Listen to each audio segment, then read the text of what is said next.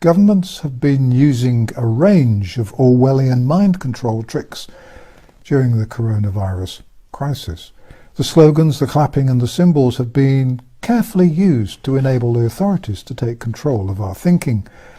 I'm grateful to Dr. Colin Barron, a former NHS doctor and eminent hypnotherapist who's the author of the book Practical Hypnotherapy, for pointing out to me just how our minds have been taken over and how we've been very successfully and skillfully manipulated into believing the lies we've been fed. Elected governments, aided by specialist behavioural scientists, have been brainwashing millions into accepting the coronavirus propaganda. The mind is a wonderful thing. It responds in sometimes unpredictable ways. So, for example, if you see a headline which says, "Boris Johnson is an alien," then most people will probably dismiss it as quite silly nonsense. But if the headline says, "Is Boris Johnson an alien?" readers will be more likely to suspect that the British Prime Minister might indeed be from another planet. And research shows that if people see a headline which says, "Boris Johnson is not an alien," then their suspicions will be raised still higher. Manipulating and tricking the mind is a professional business, and we've been brainwashed, and the brainwashing has been very subtle. We've all been quietly hypnotized and indoctrinated to accept the new mass hysteria generated by governments everywhere. Many people now enjoy the lockdown and they don't want it to end. It enables them to avoid responsibility for their own lives. Do you remember who said, open quotes, "Through clever and constant application of propaganda, people can be made to see paradise as hell and also the other way round, to consider the most wretched life as paradise"? Well, it was Adolf Hitler, who was a master at mass manipulation and the use of subliminal techniques, and it was Hitler who also commented that it was a good fortune for governments that the mass of people do not think. The Nazis were very good at controlling people's minds. Goebbels once said that if you repeat a lie often enough, then people will believe it. He also pointed out that if you want to control the population and you have to deal with an opposition, then you should accuse the other side of the sin or the trickery which you yourself are using. So governments everywhere have been accusing those who are telling the truth of spreading fake news. Anyone who doesn't toe the party line is monstered and dismissed as a dangerous conspiracy theorist, though the big conspiracies have actually all been coming from governments. Countries around the world have been promoting slogans to persuade their citizens to behave as required. In China there was a slogan which said, "If you love your parents, lock them up." In Taiwan, people were told to visit each other is to kill each other. At first glance, the slogans which are heavily advertised and promoted in the UK seem harmless enough. We all recognise them. Some, such as "We're all in this together," seem fairly innocuous, though we perhaps might be forgiven for adding the rider that we're all in this together, unless we happen to work as advisors to the Prime Minister. The first trio of phrases which were promoted everywhere in the UK were "Keep your distance," "Wash your hands," "Think of others." More recently, new phrases have been added to the repertoire: "Stay home," "Save lives," "Protect the NHS." The rhythm and pattern used in these phrases is not a coincidence. There are usually 3 words in each phrase, and the phrases run in threes. This isn't a coincidence, it isn't happen chance. Using phrases of 3 words presented in groups of 3 is a technique known as the rule of 3 in psychological conditioning.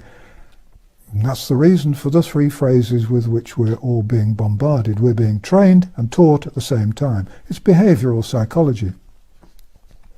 Other hypnotherapists have pointed out that if we repeat phrases often enough, then the words and thoughts become implanted in our subconscious minds and then become a belief which motivates our behaviour.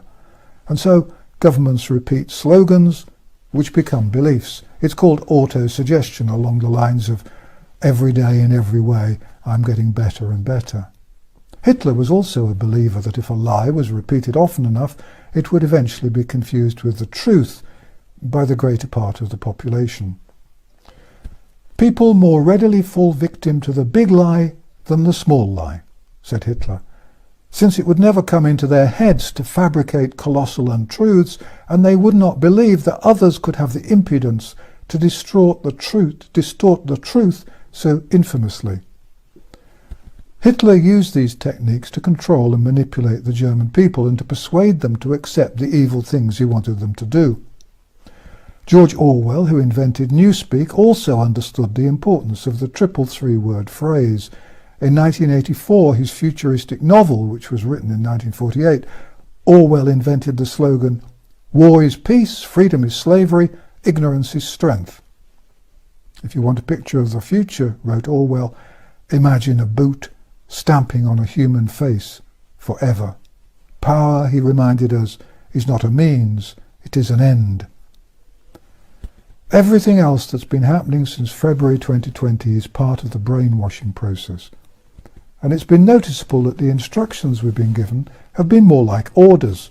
The signs that have popped up like dandelions say, "Stand here," not "Please stand here." And why not? You don't say please to prisoners, do you? And then there are the weeks of clapping for carers and medical staff. Clapping, which probably started innocently and with good intentions, I'm sure it did, covers up the paradox, the quiet, insistent terror that comes from knowing that for all practical purposes there's no healthcare, and we've been betrayed by politicians and bureaucrats who decided to devote entire healthcare programs to caring for a relatively small number of patients who have, or might be thought to have, or be susceptible to, the flu-like virus. Dr. Milton Erickson, an eminent hypnotherapist, used to give his patients simple tasks to do. He would send them home to clean the attic or to count the number of books they owned.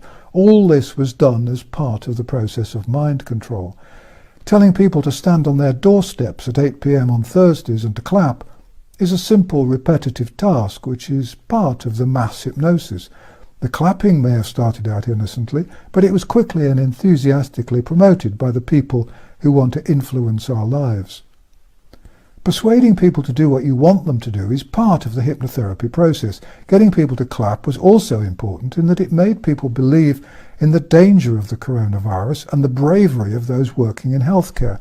It helped people accept the fact that there were no beds available for patients with cancer or any other serious disorder. The rainbow, which has suddenly started to appear everywhere, is another part of the brainwashing process.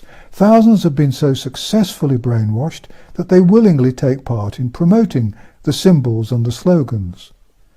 Even the confusing rules about who we can and cannot see were part of the programme. A minister recently told Britons that two people could meet one person, now that the lockdown rules are being slightly adapted. Or rather, this was only in England, because Wales and Scotland have gone their own way.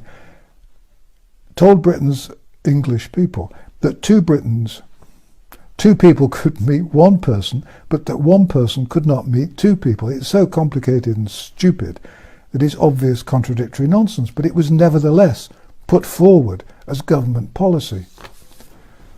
The fact is that if you confuse and bewilder at the same time that you're frightening people, then you unsettle them and you create an anxious and obedient population. And that's what's been going on for weeks.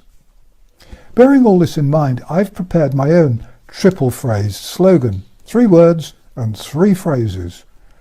Distrust the government, avoid mass media, fight the lies. My slogans fit the brainwashing requirement perfectly. Simple, effective, honest. I suspect that the government won't be using my slogans in its advertising, so try to remember them. Distrust the government, avoid mass media, fight the lies. Thank you for watching An Old Man in a Chair, and thanks for all your support. This video has not been monetized, and I've not authorized any advertising or any sponsorship. You can find more truths about the coronavirus and all sorts of other topics on my website, which also doesn't carry any advertising and has no sponsorship. Please subscribe to this channel if you want to see more videos, because they aren't always easy to find, and please pass on and share to spread the truth as widely as possible. Thank you very much for watching.